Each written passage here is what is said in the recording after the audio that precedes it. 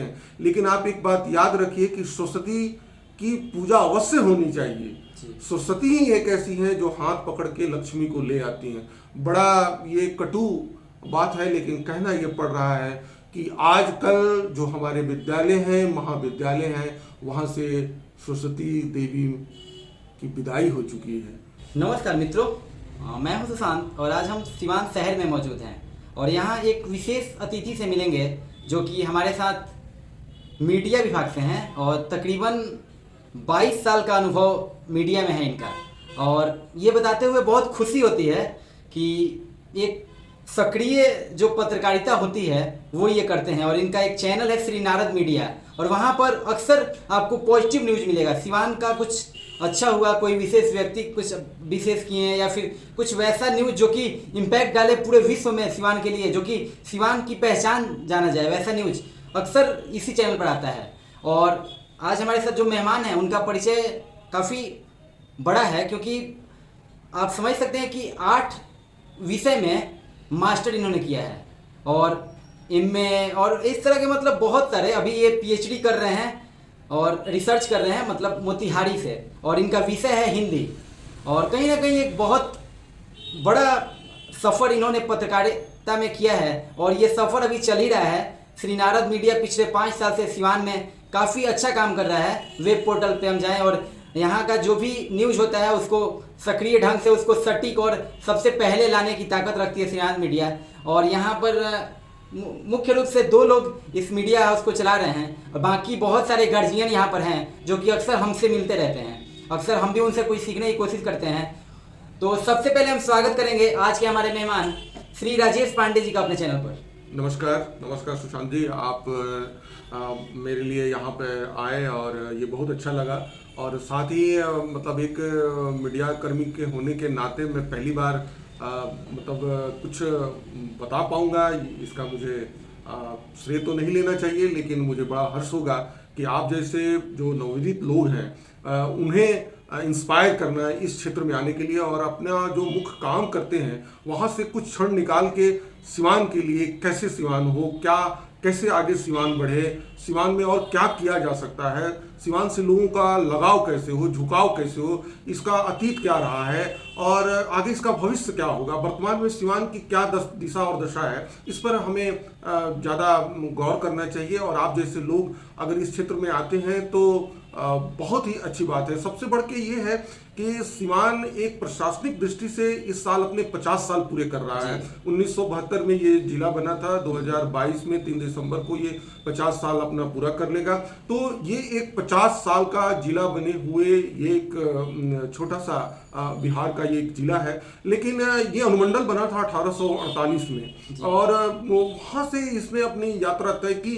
कई लोग जो यहाँ के भी थे और कई लोग बाहर से भी आए, उन्होंने बड़ा योगदान दिया और खासकर यहाँ के शिक्षा में, यहाँ की सामाजिक सांस्कृतिक विरासत को समेटने में लोगों ने योगदान दिया। और यहाँ की मिट्टी बड़ी उर्वर मिट्टी है, खासकर बौद्धिक स्तर पे काफ़ी बौद्धिक स्तर पे रही है और यहाँ के लोग ग्लोबल सिटीजन कहलाए हैं और पूरे विश्व में उन लोगों ने अपना, आप कभी भी गल्फ कंट्री के कोई अगर व्यक्ति अपने रिसर्च के लिए अगर भारत देश आएगा तो खुदाबख्श खां साहब के लाइब्रेरी पुस्तकालय में अवश्य आएगा। वो यहीं के रहने वाले थे, सिवान शहर के निकट उखई के रहने वाले थे। क्या कोई ऐसा जिला है जहाँ के किसी एक व्यक्ति को 3 राष्ट्रपतियों ने पुरस्कार दिया? वो सैयद हसन अशकरी साहब थे। एक व्यक्ति अगर सिवान पे गर्व किया जा सकता है, उस व्यक्ति ने 11 संस्थाएं खड़ा की, कालजयी संस्थाएं खड़ा की, दाढ़ी बाबा बैजनाथ प्रसाद, जो आप मतलब हजारों लाखों लड़के इस संस्था से पढ़ के आगे वो निकले और आज समाज को उन्होंने सिवान में स्थापित किया। ऐसे ऐसे विभूति रहे हैं, डॉक्टर राजेंद्र प्रसाद, नारायण बाबू, मौलाना मजरुल हक, ब्रजकिशोर बाबू, और अभी हाल फिलहाल में उनका देहांत हुआ है आपके ये घनश्याम शुक्ल। तो ऐसे ऐसे विभूति हैं जिन पर सिवान नाज कर सकता है। मैं ये आपके माध्यम से इस नई पीढ़ी को ये कहूँगा कि आप अपने केवल एड्रेस के लिए, अपने पते के लिए सिवान को इस्तेमाल न करें कि डिस्ट्रिक्ट सिवान जो है वो आपको एक बहुत गंभीर व्यक्ति बना सकता है। आप जो मनुष्य से व्यक्तित्व की यात्रा जो है उसमें सिवान बहुत बड़ा सहयोगी हो सकता है। कभी सिवान को उधार के तो देखें। सिवान कहता है, सिवान सुनता है, सिवान देखता है। और बड़ा ही इसके कण कण में, जैसे वो है ना, चंदन है इस देश की माटी, तपोभूमि हर ग्राम है, हर बाला देवी की प्रतिमा, बच्चा बच्चा राम है। यहाँ के एक एक लोगों में विद्वता कूट कूट के भरी है। देखिए यहाँ पर कई प्रशासनिक अधिकारी आए। अभी जो वर्तमान जिलाधिकारी सर हैं वो हमारे यहाँ के 35वें डीएम हैं, लेकिन ऐसे से इस समय सैकड़ों अधिकारी यहाँ मिलकर पूरे सिवान जिला को आगे गतिमान किए हुए हैं, चला रहे हैं। एक व्यक्ति 1978 में आते हैं जिनका नाम है पीएन विद्यार्थी, डॉक्टर प्रभु नारायण विद्यार्थी, और वो 85 में यहाँ से एसडीएम बन के जाते हैं। उस व्यक्ति ने 15 कालजयी पुस्तकों का निर्माण किया है सिवान के ऊपर, और उसने क्या नहीं लिखा सिवान के ऊपर। और तो ये हमारी नई पीढ़ी जब ये जानेगी कि सिवान में ये चीज़ है कुछ बातें ऐसी होती हैं समाज के अंदर कि कभी कभी अर्थ को इतना ज़्यादा प्रदान किया जाता है कि उससे ये रूठ जाया करती हैं, लक्ष्मी रूठ जाया करती हैं। और लक्ष्मी जब रूठती हैं तो लोग जो है वो शिक्षा की तरफ जाते हैं। लेकिन आप एक बात याद रखिए कि सरस्वती की पूजा अवश्य होनी चाहिए। सरस्वती ही एक ऐसी है जो हाथ पकड़ के लक्ष्मी को ले आती हैं। बड़ा ये कटु बात है, लेकिन कहना ये पड़ रहा है कि आजकल जो हमारे विद्यालय हैं, महाविद्यालय हैं, वहाँ से सरस्वती देवी की विदाई हो चुकी है। और ये बड़ा अंडा और मुर्गी का खेल है कि बच्चे नहीं आते इसलिए पढ़ाई नहीं होती है, और बच्चे कहते हैं शिक्षक नहीं आते इसलिए पढ़ाई नहीं होती है। लेकिन शिक्षा के अलग को जगाना पड़ेगा। शिक्षा के अलग की जो लौ बुझी तो नहीं है, लेकिन वो धीमी हो गई है, उसको आगे बढ़ाना पड़ेगा। क्योंकि अगर ये नहीं बढ़ाया जाएगा तो ये समाज मर जाएगा। बिना ज्ञान के अगर पानी का ऑक्सीजन आप निकाल देंगे तो मछली मर जाएगी। इसी तरह इस समाज के अंदर अगर आप वहाँ से ज्ञान विज्ञान शिक्षा हटा देंगे तो ये समाज मर जाएगा, ये समाज खोखला हो जाएगा, ये समाज एक दूसरे को पहचान नहीं पाएगा। तो मेरी यही गुजारिश लोगों से यही होती है कि आप जिस क्षेत्र में रहें उस क्षेत्र में आप कुछ ऐसा काम करें कि उसमें आपका सिवान का व्यक्तित्व आपके अंदर जो झलके नजर आए। आज के समय में सिवान के लोग बड़े बड़े पद पे हैं। सिवान के बढ़िया के ही अमीर सुबहानी साहब बिहार के मुख्य सचिव हैं। सिवान के ही रघुनाथपुर के हरिनारायण चारी मिश्रा इस समय वो पुलिस कमिश्नर हैं। इंदौर शहर के बड़ा सेंसिटिव शहर माना जाता है, लेकिन वो एक काबिल ऑफिसर के रूप में जाने जाते हैं। यही हथौड़ा के पास के रहने वाले हैं प्रशांत कुमार जी, आप ADJ law and order Uttar Pradesh हैं, कानून व्यवस्था अतिरिक्त महानिदेशक हैं। तो ऐसे ऐसे लोग न जाने आप 3 विश्वविद्यालय के वीसी रह चुके हैं। इस समय केंद्रीय विश्वविद्यालय गुजरात के वीसी हैं आके दुबे सर, और दुबे सर जो हैं वो मूल रूप से रहने वाले रघुनाथपुर के हैं। ऐसे न जाने कई लोग हैं। मैं पत्रकारों से भी ये अपील करता हूँ, ये कहता हूँ कुछ न कुछ आप पढ़ें, कुछ न कुछ चीज़ों को जानें, नए टेक्नोलॉजी से आप रूबरू हों। क्योंकि ये मुझे नाम नहीं याद आ रहा है, क्योंकि एक अमेरिकन बहुत बड़े जर्नलिस्ट ने कहा था कि 2040 तक ये अखबार जो है वो बंडल अप हो जाएगा।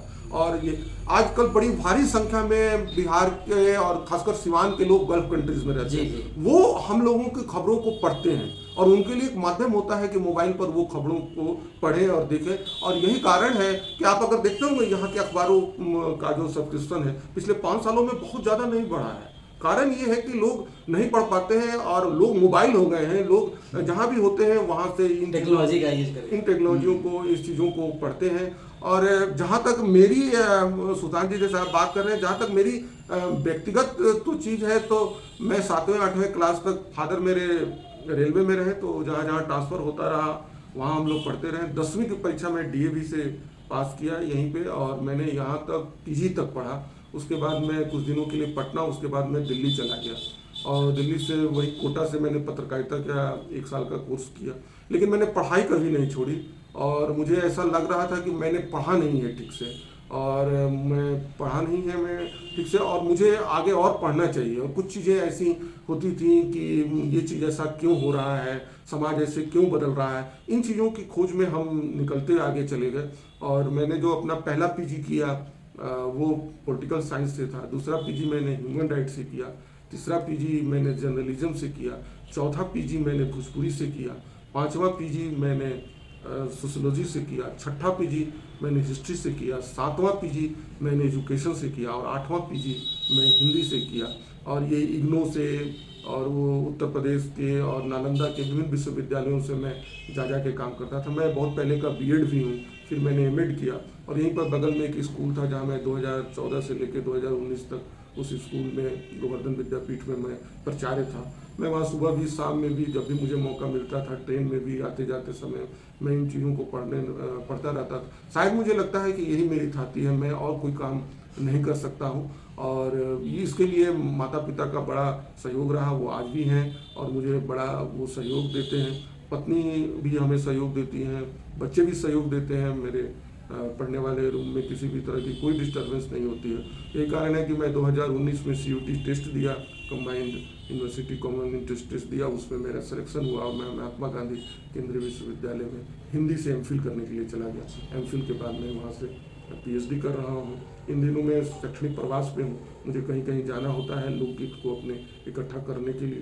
तो एक मैं ये चाहता हूँ कि लोगों के अंदर एक पढ़ने लिखने का जज्बा हो। ऐसा नहीं है कि आप शिक्षक हो गए हैं, आप प्रोफेसर हो गए हैं या आप लेक्चरार हो गए हैं या आप मीडिया हैं तो आपको पढ़ने लिखने की आवश्यकता नहीं है। आप मुख्यालय को छोड़ के बाहर जो है सिवान 2222 किलोमीटर में फैला हुआ है। तकरीबन यहाँ की 35 लाख जनसंख्या है। यहाँ पर 19 प्रखंड हैं। बहुत बगल में सरयू नदी है, एक तरफ यूपी का देवरिया लगता है तो एक तरफ बलिया लगता है। बड़ी विविधता है यहाँ पे। वहाँ यहाँ के मंदिर हैं, मठ हैं, कई तरह की विभूति हैं। तो उनसे बातें करना, उनसे तरह तरह की चीज़ों को, जैसे ये देश अभी 75वां वर्षगांठ मना रहा है, यहाँ के कई गुमनाम स्वतंत्रता सेनानी हैं और इन स्वतंत्रता सेनानियों की अजब दास्तान है और इस पर एक अच्छी खासी पुस्तक लिखी जा सकती है। आपको शायद जान के ये बड़ा आश्चर्य होगा, पूरे उत्तर भारत में एक व्यक्ति श्यामदेव नारायण सिन्हा जी ऐसे रहे जो काला पानी की सजा काट कर 8 साल वहां जेल में रहने के बाद यहाँ आए और वो वहाँ से सकुशल वापस आ गए। लोग उनसे पूछा करते थे कि वहाँ का जो काला पानी पी के और आप तब भी आपको कुछ नहीं हुआ। तो कितनी बड़ी जज्बा है, कितनी बड़ी चीज़ है इस धरती की कि लोगों के अंदर कितना राष्ट्र प्रेम है, इस देश के प्रति कितना राष्ट्र प्रेम है। इस चीज़ को आप देखिए। और ऐसे भी ये जो पुराना जो ये सारण है जो जिसका जिक्र 7000 ईसा पूर्व तक आता है और उस समय चिरांद में सिंह वगैरह मिलते हैं। शिमी अरण्य यानी सिमर के बनों का ये पूरा प्रदेश था और उसके बाद में आगे चलते हुए ये 3 जिले में बटे। ये बड़ा उर्वर भूमि है। पूरे विश्व में आप चले जाएंगे तो यहाँ के लोग आपको मिलेंगे। और मुझे बस नई पीढ़ी से यही कहना है कि आप रोजगार के लिए तो पढ़ें, लेकिन आप याद रखें कि आप सिवान के लिए भी पढ़ें। अगर आप सिवान के लिए पढ़ेंगे, सिवान के साथ रहेंगे तो सिवान आपको सुन रहा है, सिवान आपको देख रहा है और सिवान आगे देखता रहेगा। और मेरी बस यही दरख्वास्त है कि हम लोग मीडिया के माध्यम से एक जो समाज की जो अच्छी तस्वीर है उसको प्रस्तुत करने की कोशिश करते हैं। केवल हार्ड खबर दिखा देना मीडिया की प्राथमिकता नहीं है।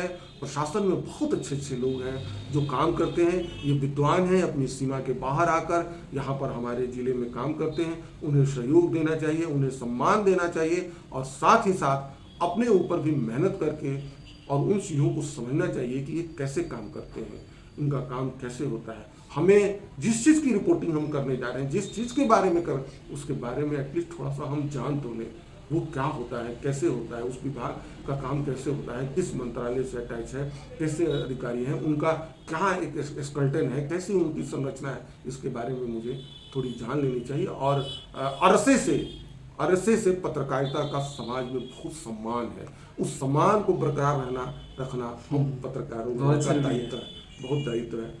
और ये सर कहीं ना कहीं हमने शुरू किया है और अपने 2 साल के वर्क फ्रॉम होम की एक तरह से खोज कह लें, क्योंकि हम भी 2 साल से सिवान में थे और 1 महीना पहले जब सोचना शुरू किया ना कि सिवान में तुम सिवान के रिसोर्सेज को अच्छे से इस्तेमाल किए, तुम अभी बेंगलुरु जा रहे हो, अगले महीने बेंगलुरु जाना है, तो तुम सिवान को क्या देके जा रहे हो। यही खोज सपनों का सिवान निकला है और इस खोज में ऐसे ऐसे लोग जब सामने आएंगे और निष्पक्ष रूप से जब पत्रकारिता जो करते हैं उसकी जब विवरण और जो गहन पढ़ाई जो की है उस पर जो इन्होंने बात की वो वाकई में मतलब बहुत बड़ा है। वो आप शायद ही कहीं देखेंगे। यहाँ पर सिवान में बहुत मीडिया हाउस है, बहुत लोग काम कर रहे हैं, लेकिन जो आज आपको नॉलेज मिला है ना श्री नारद मीडिया के डायरेक्टर जी से, जो वाकई में आपको कहीं नहीं मिलेगा। वो हम तो ये श्योर करेंगे, क्योंकि हम सिवान के जितने नामी गिरामी पत्रकार हैं, नामी गिरामी मीडिया हाउस है, सबसे हम मिल चुके हैं और लगभग अधिकतर लोग का इंटरव्यू कर चुके हैं। तो कहीं ना कहीं ये जो नॉलेज मिला है ना, ये सबसे बड़ा है। हम मतलब जज करने यहाँ नहीं बैठे हैं सिवान में, लेकिन ये कहीं ना कहीं काफी केस स्टडी आपने की है ना, तब इतने सारे महापुरुष लोगों का नाम आपने रखा और बताया कि वाकई में सिवान है क्या।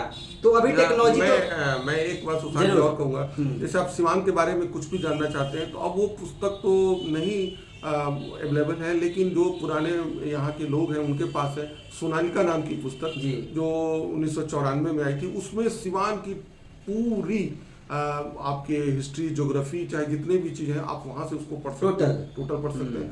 और पीएन विद्यार्थी सर की जो 15 पुस्तकें हैं उसमें भी 7-8 पुस्तकें ऐसी हैं जिससे आप सिवान को जान सकते हैं, समझ सकते हैं। तो इस चीज़ को जानना समझना सिवान से जुड़ना होता है, और यही कारण है कि आप जब आपकी जॉब लग जाएगी, आप जब बड़े पद पर चले जाएंगे तो सिवान को आप छोड़ेंगे नहीं, आप सेवानिवृत्त होकर फिर सिवान को आएंगे। और सिवान ने जो आपको गढ़ने में मदद किया था, शायद आप दूसरों को गढ़ पाएंगे, और यही सबसे बड़ी बात है। वरना उस शहर के चकाचौंध में न जाने आपके जैसे हजारों सितारे रोज उनका पिंड की तरह टूटकर लुप्त हो जाते हैं। लेकिन एक बात रखिए कि आप सिवान के हैं, सिवान के आप पुत्र हैं, और सिवान के सुपुत्र होने के नाते आपका ये दायित्व है, जिम्मेदारी है कि आप सिवान में रहें, सिवान को शिक्षित करें, गौरवान्वित करें। सिवान आपको बहुत कुछ देगा। मतलब कहीं ना कहीं एक सुपुत्र होने के नाते आप सिवान को अपना गार्जियन मानिए, और वृद्धाश्रम में छोड़कर आप दूसरे जगह नहीं चले जाइए। आप अपने माता पिता हैं, जो सिवान आपका है, उसके बारे में अभी बहुत टेक्नोलॉजी में हम लोग मोबाइल कंप्यूटर में 10-10 घंटा 20 घंटा देते हैं, लेकिन थोड़ा सा 24 घंटा में 10 मिनट भी सिवान के लिए अगर आप सोच लीजिएगा ना, तो बहुत बड़ा कुछ आप कर सकते हैं। और बहुत कुछ आप सिवान के जो कर्जदार आप हैं उसको थोड़ा थोड़ा करके आप चाहेंगे तो उतार सकते हैं और कुछ सिवान को दे सकते हैं। तो ये था आज सपनों का सिवान राजेश जी के साथ, जो कि काफ़ी अहम रहा और काफ़ी बड़ा इंटरव्यू आज हम बहुत दिन से फॉलो कर रहे थे और अंततः हमको ये इंटरव्यू मिला। तो बहुत बहुत शुक्रिया सर, धन्यवाद, थैंक यू, धन्यवाद।